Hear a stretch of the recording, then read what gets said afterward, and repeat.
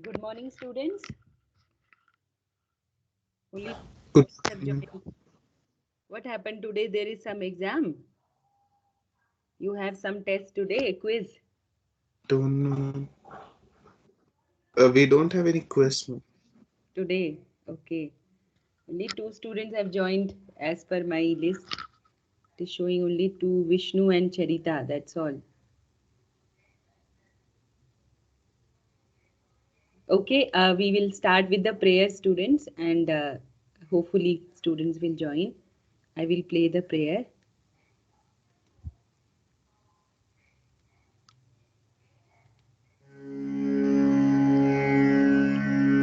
Om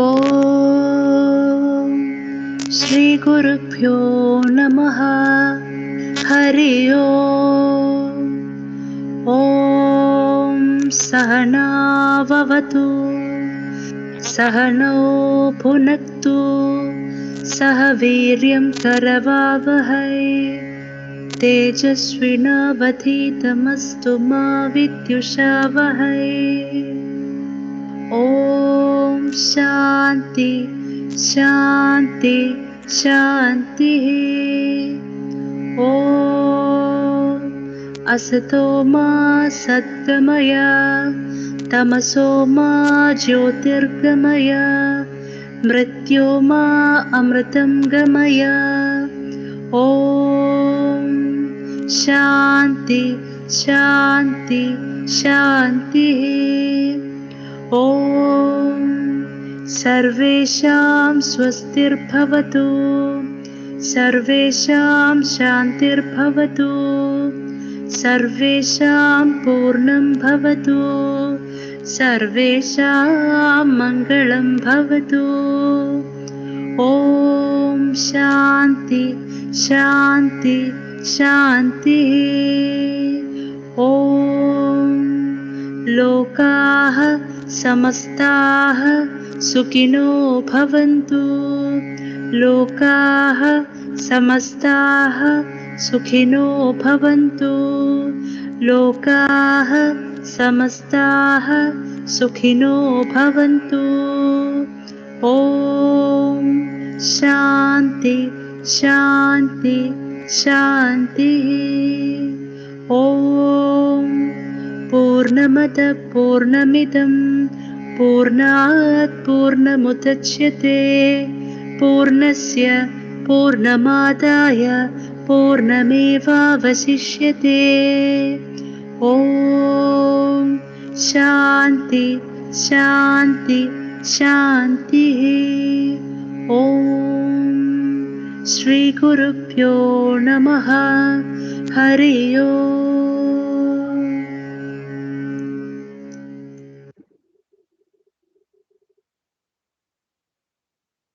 Okay, 20 students have joined. Good. So, good morning, students. Today we will be discussing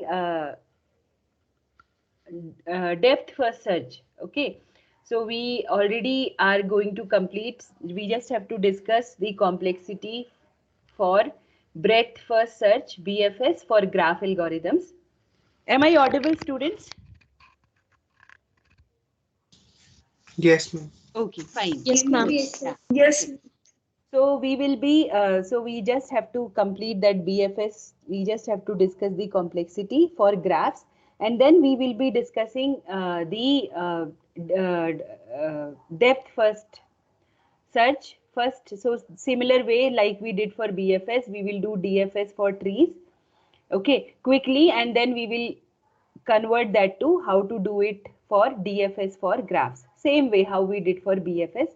So we will be able to complete till that. Okay. So as I told you, we are already in lecture number 8. The name of the lecture is shortest path. Okay. So it is actually not matching shortest path, but we are learning the graph algorithms. Plus after this, the plan after this DAG comes, directed acyclic graph, and then we give an introduction to shortest path. So your T1, your midterm syllabus is lecture 8 till slide number 50. Okay, so we are in slide number 19 now. I mean, we are in somewhere in slide number 25 or 30, somewhere around 30. So 20 slides we are doing today. We will be talking about DFS. So till slide number 50 is the, I will keep the portion for your mid semester. Lecture 8, slide number 50. So please convey the information to your fellow students, those who never attend classes.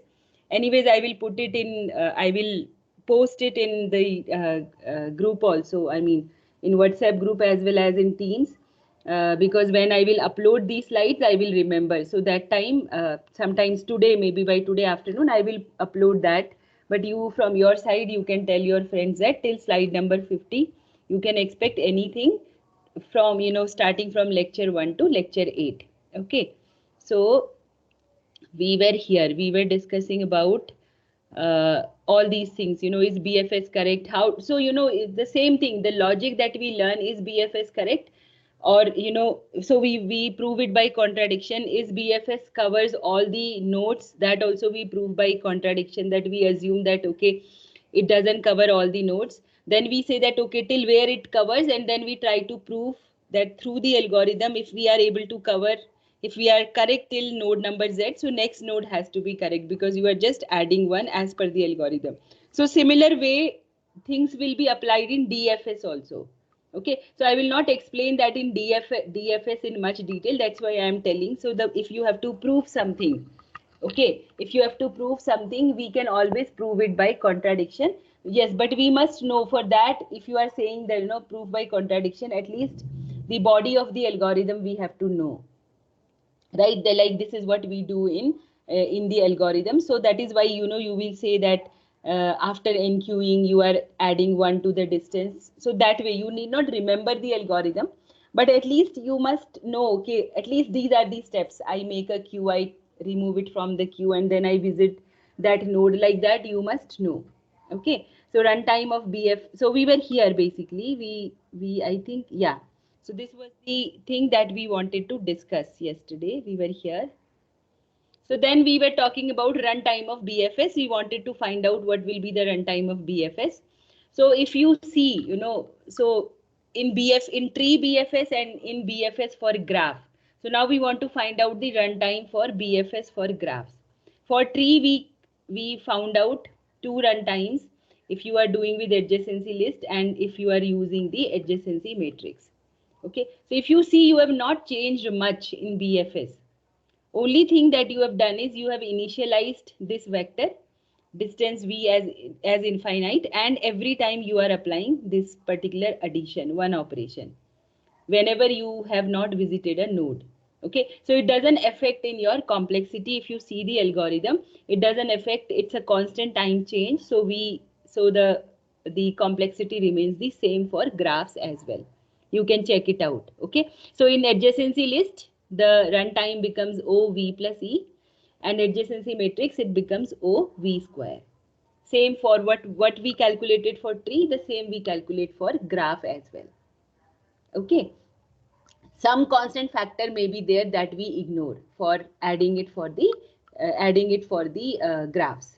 Okay, so now we start with DFS, that is the target for today, right? So again, it's so we initially, in initial classes, we had discussed that your when we were discussing data structure, that time we had discussed that we use queue for breadth first search and we use stack for depth first search, right? So what is the algorithm? I'll directly come to the algorithm for tree DFS, tree depth first search, wherein T is a tree, T is a tree, and they have also given us root of the tree.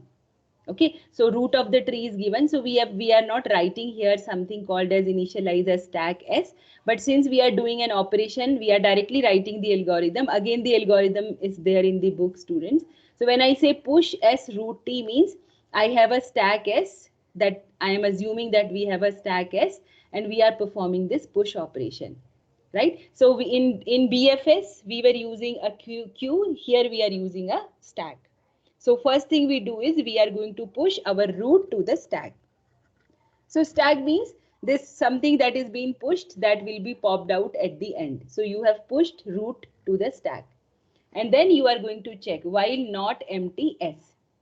If s is not empty, okay, because you have to mark whether you have visited it or not. So once you have visit, so how you will display, how you will traverse the route, you have to visit each of the node, right? So while not empty s, so then you are going to check every time if the stack is not empty, you are going to pop the stack, whatever is there in the stack. So first time your root will come out, so v becomes your root. So whatever was your root, that has gone to v, and then you mark v as visited. You are going to visit v. Visit, 1 minute. Visit v means you have marked a route that you have already visited it. And then the next thing is you will check for all the children, because it's a tree. So you can say that children, for all children of that node, for all c belongs to children of v, you are going to push them to the stack. Push sc. Okay, so you are going to push it, if you see the tree from the left and right order, you are going to push them. That's it, right? And then every time what you are going to do, you are going to check, while the stack is not empty. So every time you are finding that the stack is not empty, we are going to perform a pop operation, right? That is our tree, our DFS. So what we are trying to do here is we are just keeping both the algorithms. This is tree breadth first search, and this is tree depth first search. Okay, so what basically is the difference we are just trying to see here? Okay, so in DFS you are doing a push operation, in BFS you did an NQ operation. If you see, rest other things look similar. Wherever you had empty S, you have checked empty Q. Here you check whether stack is empty, here you check whether Q is empty. Here you apply, in DFS you apply pop operation, in BFS you apply DQ operation. If you see, rest other things are similar. Where you were doing NQing, there you are doing push operation, right? Just to see what is common. Only difference is we are using stack and queue. So push and uh, NQ, pop and DQ operation, right? Rest everything, if you see, if you keep both the algorithms together, they will look like this. So 3 DFS. So we will just apply the algorithm. I think it is not written here. That's fine. Okay. So yeah, so it will start like this. You are going to first go to A. So first of all, the root has to be given of the tree. So suppose, for example, it has been given that A is the root. Okay. So the first thing that we are going to do, we are going to push A to the stack, right?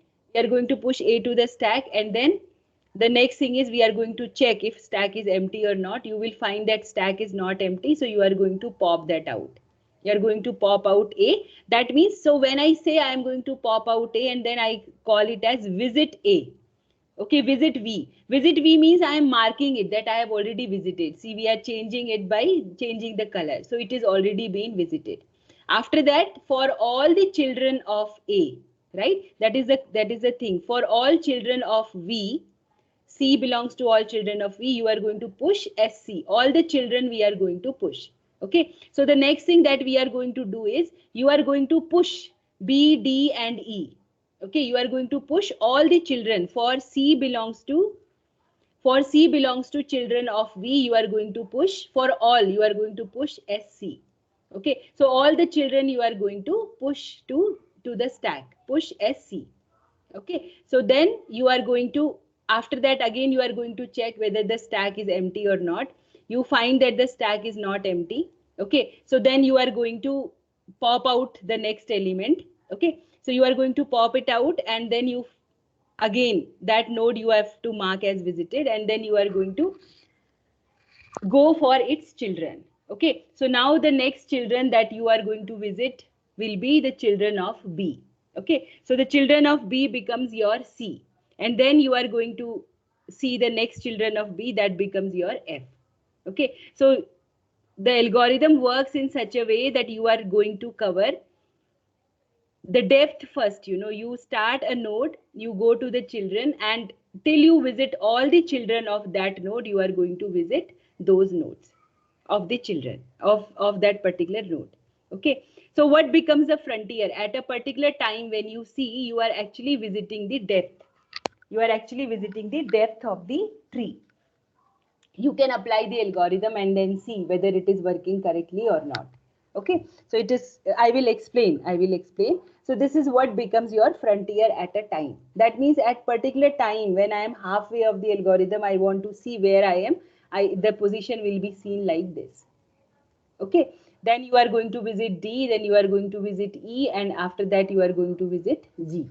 Okay, so let us see how we apply it on the graph. So this is how it works for tree. So how it works for graphs. Okay, so for graphs, when you want to apply DFSG, okay, it is exactly similar to how we do it as BFS. Okay, some few things we do now. We do not define something as infinite, and we do not add a distance to it. Okay, because we want to cover the depth first. Okay, so the same problem will occur in graph. How do we say that who is the child, who is the parent, right? So same thing applies here. So for that we have we initialize an array that we call as visited, which we initialize as false. Okay, so DFSG, what we do is for the graph, for all the nodes of the graph, we first mark the visited as false, right? So in case of BFS, what we had done was we had marked, to say that nothing is visited, we had marked it as infinite. And then we were starting with 0 and then we were adding 1. Here what we are doing, we are making all the nodes visited as false. We are saying that none of the nodes is visited. And as soon as we find that if a node is visited, we will treat it in a different way. Okay, then what we do is, for all v belongs to v, first of all we initialize it to false, and then we check for all nodes if it is not visited. If it is not visited, v means, if it is not visited, v means by default we have set it as false. So if not visited, v means it will always be true, right? Because you have said visited u is equal to false, and then you are checking for a particular node. If not visited, v means if it is not visited. Okay, so it will come true. Then you are going to say DFS visit v. Okay, so first we have said that none of the nodes are visited, and then we are checking if a node is not visited, we are going to call DFS visit u. Okay, so you are going to call DFS visit. So what is the meaning of DFS visit? This is how we work for DFS visit. So first of all, when you want to say that a node is being visited, you are going to make visited u. Now with respect to u we are writing, we will say that the node is already visited. Visited u becomes true. Okay, and then we have pre-visit u. Just say that it is just one line you are writing, that is pre-visit u means you have not, pre-visit u means before this it has not been visited. So what exactly you are doing between pre-visit u and post-visit u? You are checking for all edges uv belongs to e, for all the edges. If not visited v, if v have not been visited, you will say DFS visit v. You will recursively, you are calling DFS visit, you are making it as a DFS visit. Because whenever you will do DFS visit, first thing that you are doing is you are making visited as true. So that will tell you that you have already visited that edge. Okay. 1 minute, students, 1 minute. 1 second, just hold on.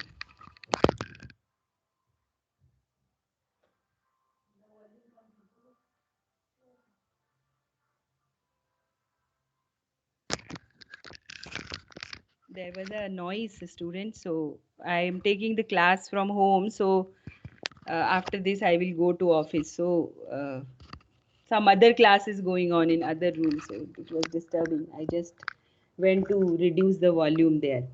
Okay. So this is how we are going to perform our DFS on graphs. Okay, so let us say, so the first part is that is going to mark all nodes as not visited, right? And then the next thing that we do is, until all nodes have been visited, repeatedly call DFS visit.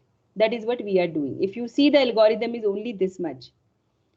First we are saying that all the nodes are not visited, and what is the next thing? We are trying to visit all the nodes till we have visited all the nodes, right? And algorithm takes care of depth first search, that we are visiting the graph in the fashion of depth first search. That is, when we start from one node, we try to cover rather than going in the breadth, in the, you can say that so the basic principle in breadth first search was you are visiting nodes in the order how far they are from the root node. If you make a tree in BFS, what we do is, so if you label them, root, then next level, so we cover all, we try to cover all the labels in case of BFS, breadth first search. In depth first search, we are not covering them in the, in the order of how they are, in the fashion of how much far they are from the root node. Rather than that, from one root node we are trying to cover the maximum depth that can be covered. Okay, so that is what we do. So for every, so this algorithm is very simple. It says that you pick a node V, okay, and then you say that you have visited. Then for all the nodes, then you again call visit V. If you have not visited, you visit V. So every time whichever node will be connected with that node, you are going to mark it as visited. Okay, so then what exactly we are doing? We are calling for every node DFS visit. What is DFS visit? DFS visit is this. Okay, so DFS visit is, so what exactly we mean by DFS visit? So DFS visit is like your tree DFS. So when you apply DFS visit, is does exactly the same thing what your tree DFS is going to do. DFS visit. And this part is when this modification you have done for applying it in the graph. Okay, so what exactly happens here? So sorry. Okay, so your DFS visit is going to work exactly like how your tree DFS works. Okay, so what does DFS do basically? So it basically, your DFS is going to find all the connected components. That is what it is doing. So you are checking a node visited, and then for all the, you have said that for all the edges, you have checked for all the edges UV belongs to E, right? For all the edges UV belongs to E, you are going to check it. So basically you are basically finding out the connected components. Okay, so each call to DFS visit from DFS starts exploring a new set of connected components. Okay, so basically your DFS helps us understand the structure or connectedness of a graph. That is what your DFS do. Okay, so is DFS correct? So when we say if DFS correct, we want to check basically that does DFS visit all of the nodes in a graph. That's what we want to Ma'am, check. Yes? uh, ma'am, like questions will be including all this, no, ma'am, DFS, BFS. So these are all kind of proofs. Yes, So yes. like how the exam pattern will be, can you just if tell about that as I well, will, so we can I we will will say, study everything only. Priya, Ma'am. I will just say, okay, I will just say, let me just complete it. I will give you the idea. I will give you the idea. Definitely, I will tell. Yes, ma'am. Yes, ma'am. Okay, Like so, BFS also this proves for them, no, ma'am, and uh, DFS also this all this is coming again. yes, Yeah, yes, so yes, yes. that's right. I will say, I will give the idea that I had thought of. I have planned that I will tell you the idea. Okay, I will say. Okay, so let me just Yes, ma'am. complete this in 5 minutes and then I will discuss. Okay, so is Yes, DFS ma'am. Yes. correct? Okay, so yes. So basically, what we want to check, we does DFS visit all of the nodes in a graph? That is provable, right? So then you have to say that yes, DFS visit all the nodes in a graph. If suppose you have to prove this. Okay, so as I told you, not exactly, if you don't remember exactly the algorithm, you must be able to say that this is what you do in DFS. Okay, so when you do this in DFS, so as per the algorithm, it is not possible that you leave any of the edge. Okay, because what you are doing for all the nodes, you are saying if a node is not visited, you want to call DFS visit. And what happens in DFS visit? In DFS visit, you make sure that for any node, whenever you visit a node, you are going to see for all the edges UV. So there is no place that you are going to leave a particular node, right? So that's how you prove these things by contradiction. Then comes the running time. Running time is going to be Same like BFS, because you are, so in like BFS you visit each node exactly once, and you are going to process each edge exactly twice for an undirected graph. Okay, so the running time is going to be, again, with depends on your adjacency list or adjacency matrix, OV plus E or OV square for BFS. Okay, so the next topic is your DAGs, right? So that I am not going to start today. DAG we will do in the next class. Next we will meet on 15th, I guess. I don't know whether we will meet. You have exam till 14th, no? Till 14th you people have exam. 14th is Sri Vidya ma'am's exam, I guess. Last elective. Is it so? I was seeing the timetable yesterday. So I don't know, 15th you have Viva or not. I really don't know if it's in Srividya ma'am's course. There are many students, right? 75. So if there, I don't know, 15th we will have a class or not. If we have a class on 15th, then we will do DAG on 15th. Otherwise, we will see whenever next we meet. Okay. Yes, So yeah, yeah. 14th is the last exam, like elective it is, computer vision information security in the. So how Mm. many maximum students are there in the elective? Sri Vidya ma'am's course only, na? No, no, no. Whose course is that? No, ma'am, Srividya ma'am's course is on 13th. Okay. This one is Vishwas sir's. Like Yeah, but I'm in information I security know in and coming Vishwas from. sir's course also there are 75 students, right? Yes, ma'am, yes, ma'am. Yeah. So Viva may go on Wednesday also, right? If the exam is on Tuesday. Yes, ma'am, yes, Hmm. ma'am, yes, So ma'am. I don't know. Okay, so we will start DAG after that. Whatever that is fine. Okay. So now you have doubts. Okay. So what exactly you want to know? You tell me. Okay. About the question paper. Let me close this. Ma'am, like first question is whether it will be like MCQs or written, like descriptive Okay. one. Okay. 1 minute. Let me recollect. Okay, because Oh, sorry, all this you have shared, I no, no, no, no, no, no, no. I have not think shared this information. I have already. not shared First because you know what? lecture. No, no, because what is happening actually, I made your question paper some because it takes a lot of time, students, because if I want to give MCQs, no, I have to give many questions. Okay, so there it's not that it's online mode or something. Our question paper that we make, they are reviewed by, there is a team in the department. That is the practice in Amrita. Before also we do take care of exams nicely. So when it used to be physical mode, that time also a teacher makes a question paper, and then there is a team of senior faculty members. Senior means somebody who has taken the course many times. Suppose I am taking this course, somebody would have taught already data structure, or somebody who is senior in that course will review my question paper for seeing the discrepancy, and also that there are no mistakes, or question should be moderate. It should not be very difficult that only few students are able to solve, or it should not be very simple. It should be a average kind of paper wherein few questions are very difficult to solve, only few students are able to crack, and few questions are such that everybody is able to crack. So that practice we have been Um, following before also. But in online mode, the problem is, if I give MCQs, then what happens, I have to make a very big question pool. So for that sake only, I had started making your paper some 15-20 days back, so that in one day you can't make questions, no.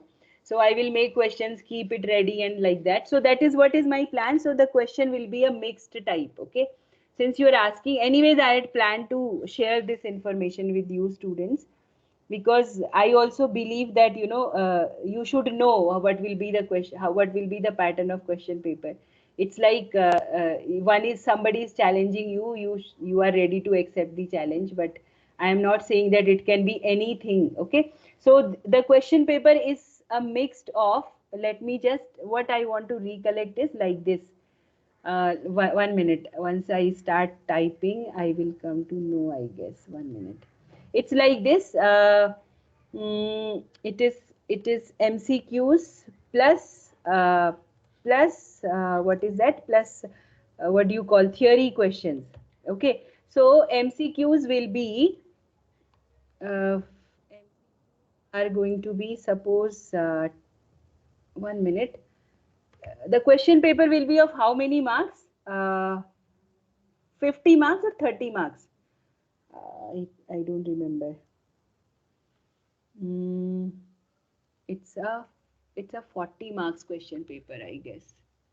Okay, I will tell the exact details. If it is 40 marks question paper, okay, so there will be MCQs for 10 marks. Okay, let's say 10 into 1 gives you 10 marks. Okay, then there may be, yeah, there, yeah, I remember it is like this. Your question paper is for 40 marks. uh, can you check the course plan if I have shared what marks I have told ultimately? T2 paper, midterm paper, it is for 40 marks, no? Midterm is for 40 marks, so MCQs. Then Uh, yes, ma'am. It said in the first lecture, I guess. I will just check once. no, that first lecture thing would have been changed, Priya, because one plan I would have shared after we had class committee meeting.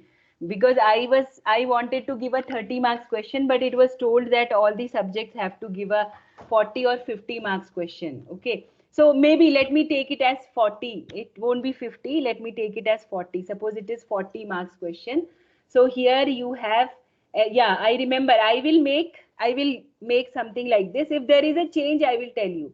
So MCQs will be 10 into 2, 10 into 1, that is 10 marks. Let's say 10 marks goes here. Then you will have uh, uh, 5 questions of 2 marks. Okay, so that will give you again, sorry, 10 questions of 2 marks if you have. This gives you again 10 into 2, 30 marks. Okay, and then you have maybe, yeah, 2 questions of 5 marks each. 2 into 5. Okay, that will give you 10 marks. Okay, let me tell you.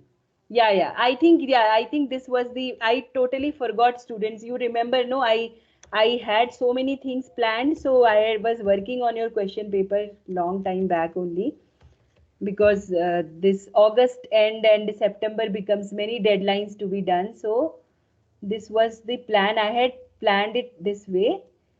I don't think this will be changed. If there is a change, I will tell you. Okay. So this is what was the plan. That is what I had planned. But again, there may be a change, because I told you, right? My question paper I have to give to the review panel, and then they see, they see if I am giving MCQ, the scrutiny happens more, that there should not be a question that is taken from, that I have taught. There should not be a question that is taken directly from the internet. Students should not be able to find the answers in the internet. So those things have to be taken care. Okay. So now let me be very, very clear, students. It's a 40 marks question paper. Okay. So here I have put MCQs 10 into 1, 10 marks. Okay. So these MCQs, maybe you will directly know the answer without working out. Okay, maybe you directly know the answer. I would have taught something, some basic concepts. It will be this first part, so let me call it as part A. Okay, so this will be our part A, that is MCQ for 10 marks. So it will be like this. Okay, so let me reduce the font size little bit. So that is your 10 marks part A. Then your MCQs, which I am calling it as part B. Okay. So part B is going to be, again, you are going to have 10 MCQs, but you have to give the justification for your answers here. So these MCQs will not be something that you are able to directly give the answer. So you have to give justification for this. That will be uploaded in Teams. Okay, so these MCQs you will have to give justification. So but why am I asking for MCQs is so that sometimes what happens, suppose a complexity is given to you. Okay, so what is the nearest complexity that you are able to find? You are finding a complexity, you have two options, n log n, n log of log n, like that, you have to give MCQs also. But for all these questions, these 10 questions, you will have to give justification also. So even if it is MCQ, you have not given justification, means you will not be getting marks for that. That is very, very clear for part B. Okay, so this will be like this. For part C, this then comes part C. Okay, so part C is, you are going to get only two questions which you have to solve. Okay, part C, you are going to get two questions, and each question will be of 5 marks. Okay, each question will be of 5 marks. That's what is my plan. Okay, so it can be directly, it may not be a direct question. Okay, so what is the time complexity in BFS, prove it, or it will not be a direct question, but some application of it. Okay, some application of it, you should be able to uh, you know uh, make out that what I have to apply. Are you getting? So there won't be a direct question, because I cannot give a direct question, first of all. Plus, I told you, right? It is like, there should, if I give a question, what is the complexity of DFS? You just have to go to Google, and how do you prove? You just write that in Google. Google gives you the answer. And even though you are in camera, nobody is able to watch you, right? Because you are reading your question paper. Correct. Also, you are reading the slide. So it's like, we have to make a paper which, even if the exam is open book, you have to apply your mind, you have to match. Okay. So definitely it is not going to be from the net. Okay. So it is not going to be from the book, but definitely, teachers also need a reference. So teachers are trying to make sure, the idea is not that, you cannot solve the question paper. The idea is that whether you have understood or not, you are able to apply it or not. So it's an open challenge, and if you still perform well, that is really nice. Teachers are really happy when you get very good marks. Okay, so I will make a paper where you have to, it will be application based. Means you will be able to understand that, okay, which algorithm I should apply here. Does this problem look like this problem? So I can use it like this. So you will have to think little bit. Definitely it is not going to be something, that you cannot crack it down. You can crack it down, but yes, so the time limit will be like this. So in part C, you have two questions. That is what is my plan, students. But as I told you, the paper is reviewed by the panel, and if they suggest any changes, I have to follow that. Okay, so there may be a change in this. I will tell you. Okay, mostly it will be like this. Mostly there Ma'am, won't be much changes. Yes, tell me. I'm sure I was thinking like for the part C part, whether going to the slides and referring to the listening to the classes will be enough, or It should be you enough. would suggest a It should, textbook also see, like. it should be enough. But see, it's like, there is no end. Okay, there is no end of studies. No, you know Ma'am. that, right? So Generally, what? like if the whole textbook is given, we don't check, no, ma'am. So Exactly, if you I feel understand. like textbook will help, then you can probably just guide us regarding the Yeah, sections to be checked out. what you can do If you is, think it is necessary. no, no. What you should do is, see, now when you have to manage your time, no, because you do not have indefinite time for preparing for exam. Okay, so those who are attending classes, Ma'am. they will not have much difficulty during the Viva sessions. Okay, because I will tell about the Viva also. Okay, so what you should do is, you are attending classes means good enough. Then the next thing you should do is, you should read slides. Still, if you find time, if you have time, definitely you should see the in the book, whichever I will tell you the chapter numbers. I will go through the book and I will tell you the chapters. Okay, chapters, so mostly chapter 3, 4, and we have gone to chapter 11. So in your books, there will be theorems that you can just go through, that gives you an idea, of, so what mostly, I have actually covered. You have seen, some initial mathematical preliminaries are there, some theorems are there. So those things you can just go through if you find time. Otherwise, whatever important is there from the book, I have actually covered in slides. Okay, so if somebody doesn't go through the book also, it is fine. Okay, book is for, if, see, when to read book is, with when you have a time crunch, when you read the book, when you don't understand, suppose you did not understand BFS, ma'am made some mistake, suppose you had something like this, I am not able to do, so I told you it is in the book. Okay, so in the book algorithm is given and also the explanation is given, so if you have a doubt you can clarify from the book. Otherwise I have actually covered things from the book, so even if you don't get a chance to go through the book, it is fine. Okay, so now the next thing I want to come towards the Viva. Okay, so now there are 75 students in my class, and for each of the student, they have allocated, I think in 1 hour, they have allocated 5 students or 6 students. Okay, so I have time, okay, to discuss with students. So what I do, my previous students also, they must be telling you, if you, those who are new to my course, so what I do is, while during your Viva session, okay, I will open your answer book. Okay, students, this is what is the practice I follow. Only if this I will not do, only if sometimes internet is bad or something. So generally I make sure that internet is good speed. I may even take I may even work from home that day, so that there is no connection problem. If needed, I may take a leave and do your Viva from home. That also I can do. Okay, so at that time I will open your answer book, whatever form you have submitted. Okay, so that is what we have actually been told. That is a guideline, that how we should conduct the Viva. We should open the answer book to catch you have simply ticked something or you really know. Okay, so what is actually told, is whichever questions you have got marks, right, whichever you have answered correctly, we must dig you on that, that whether you have done it by your own. It's not that something that you have not done it correctly, that okay, you don't know or you could not do it, fine, but whatever questions you have answered correctly, we must ask you that. That is the concept of Viva actually.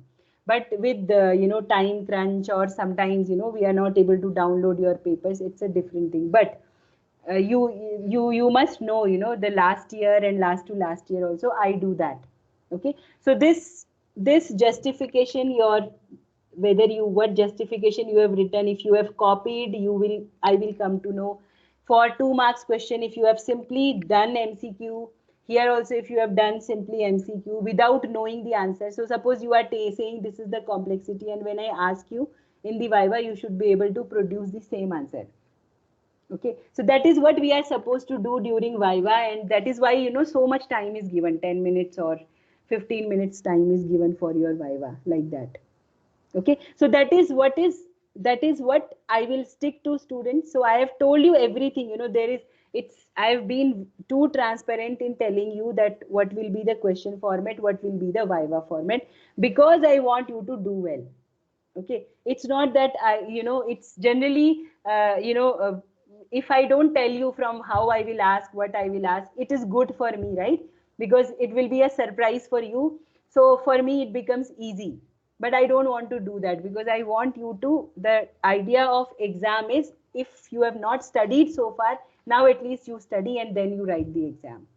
Okay, so I will always tell my students that do not sit in an exam without preparation. We must prepare. Even the Maharathi Arjun, he also used to practice, right? You would have heard, that 14 years period, whatever they had in when they went for 14 years of period in jungle, they did not sit idle there. They practiced for the war, right? So I'm not saying it's a Mahabharata war, but without practice, everybody has to practice. Even if you are 10 pointers, 9 pointers, very good, you have to practice. One day before the exam, we must study. So, and you cannot prepare only one day before. You have to keep on preparing, but you have to revise. It's just a revision, and I want all of you to score well. Okay, I want all of you to score well, so that is why I'm telling you. This MCQ, the 10 marks MCQ will be quite easy, okay, and this will be in AUMS students, okay, and then this 20 marks, this MCQ is also in AUMS, but for this 20 marks, you will have to give justification. I will mention that in question paper also. So in the forms that you upload, question number wise, question 11, 12, 13, 14, like that, you have to give justification. And this will anyways be justification kind of question, these last two questions. and I will open your book while doing the viva. Okay.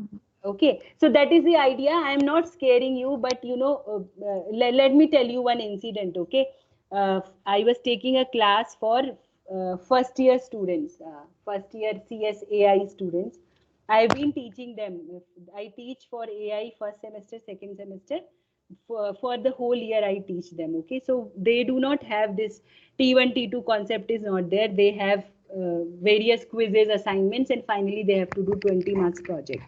Okay, so the 20 marks project for them was they had to make a gaming application. Okay, and it was in Jack programming language. You might not have heard it. So it's like they directly deal with the hardware components and then they make a game. Okay, and it's not simple, it's very very difficult because they have to deal with, in their first year itself they are reading everything, assembler, compiler, operating system, machine language, and with that they had to do the game. Okay, so that was their NSEM project. I taught them well. It was very difficult. They were literally crying that why you are making us work so much. They did, but they did. All of them did nice project, nice gaming application. Very primitive games. That snake game. Then snake is eating something. The size is becoming big, or a ping pong game. Those games are very difficult when you have to write them in assembly language. Just imagine that writing a game, making a GUI in assembly language. Ma'am, this Okay. actually project. Yes, ma'am. Jack is assembly, ma'am. Jack is a Uh, complete framework you were actually. telling Jack only, ma'am. Yeah, Some. yeah, Jack. Yeah, yeah. I was telling Oh, about okay, Jack okay. programming language. It's a high level language, but The corresponding. project are mentioning those. Okay, okay. Yeah. So what Uh, I'm telling you, I had given them a task. It was very difficult. They were literally crying. They even complained in between. They complained that ma'am is teaching. It is getting too much for us like that. Just first year students, but they're now the AI branch demands like that. But they did it. Finally, they did the project, and how I assessed them at runtime. They came up with the project. They ran their project. So at runtime, I asked them to change the location. So if their starting location of the object was mid of the screen, I told them to change the location. And if had made a right direction, I asked them to move left direction, and they did it. Okay, so teacher is able to know whether they had copied the project and they are able to do it. So when they did it, I was really happy. I gave them full marks. Okay, so the thing is, I was questioned for that. When we make a result, the teachers have to answer everywhere. That how can you give full marks. So I said my students have done well. I threw a challenge, they picked it up. When at runtime they are doing whatever I am asking them to do, whatever change in their project I am asking them to do, it takes time. They change, they have to recompile the file. 5 minutes time it takes for compilation errors are also very difficult. If they are doing everything, they are getting marks. So I was not scared. Okay, so it's not that somebody will question me how you can give full marks, because my students have done everything is recorded, right? So what I am trying to tell you is, I am challenging you. You accept the challenge. I am telling you from where all you have to read, you can do it. Okay, then teachers are happy actually. When you get full marks, no, the first person who is happy is your teacher only. Okay, so it is not that it's a competition between me or you or a teacher or a student. It's like, let's learn something. The more you learn, the teacher is most happy. Okay, so with that, we will wind up, students. All the best, and I am sure all of you will do well. Okay, so do well. And yes, it is not going to be very very difficult questions. Only thing is, your mind should be active, students, that okay, this is what I have to apply. Definitely in MCQs, when the teacher makes a question, teacher will make a question that the options are confusing, isn't it? So teacher will make a question that the options are confusing, and if you take help from your friends, that will not be of use, because uh, I will make a question, because for me making MCQ is very difficult, students, that I have to go and type question by question. So then I randomize the answers. Okay, so you two students may get the same question, but for one answer A is correct, for another one answer D is correct. So answers are also randomized. So I will do all that things, so that there is no scope of copying. Okay, So all the best, students. Any doubts you can ask in the WhatsApp common group. You can ask me separately. You can give me a call as well. Okay, no problems with that. And if there is a Ma'am, like mistake, how yeah. this midterm is 40 marks and then it will Mid, be reduced to, can you just repeat that part? Uh, uh, midterm is 40 marks will be reduced to how many marks, ma'am? I think it will be reduced to 10 marks only. Na? 10 because we have Viva also, right? Okay, okay. And then Viva will be 10 marks, ma'am? Ah, yes. So totally midterm is for how Yeah. many marks? Then Midterm what has is the weightage for Viva? uh, weightage for I will tell you. Okay, I am not able to recollect Priya exactly. What I understood was Ah, it is. yes, ma'am. Sure, ma'am. You can just put a message in the I group. think it is like this. 10 plus 20. The weightage of Viva is more, that Oh, is 20 marks. Weightage of oh, midterm okay, is less, okay, 10 marks. okay. So total midterm is 30 marks, I guess. And no, no, no. Midterm is 30 marks. Then what about end semester? No, no, it's 50-50 pattern. No. Yeah, yeah, yeah. Correct, correct, correct. End semester is 50 marks. So now we are left with 50 marks, right? So 20 marks will go for quiz. Correct. Good that you asked this question. 20 marks is for quiz, 50 marks for NSEM. Now we are left with 30 marks, right? So this 30 marks covers uh, theory plus viva, and it is not equal weightage, right? So theory has weightage that is less, and viva has double the weightage. So it is 10 plus 20, that will make it 30. That is what I guess it is. Okay. So the question Yes, ma'am. asking you theory is, so you must be feeling that it's 40 marks, but that gives a seed for Viva. No, this 40 marks is giving a seed for Viva. That is what is the idea actually. The theory and Viva has to be linked like this. That whatever you have done in theory, we must ask that in Viva as well. It is like that. Okay. Yeah. Okay, fine, students, all the best. So we will meet on the time of exam, and if anything is changing here, I must inform you. Okay. So after preparing the question paper and when it is passed by the panel, I will share the exact pattern how it is going to be. Okay. Okay, students. Thank you very much. Yeah. You can leave. I will Okay, wind. ma'am. Yeah, I will It wind. is. Yeah. Thank you.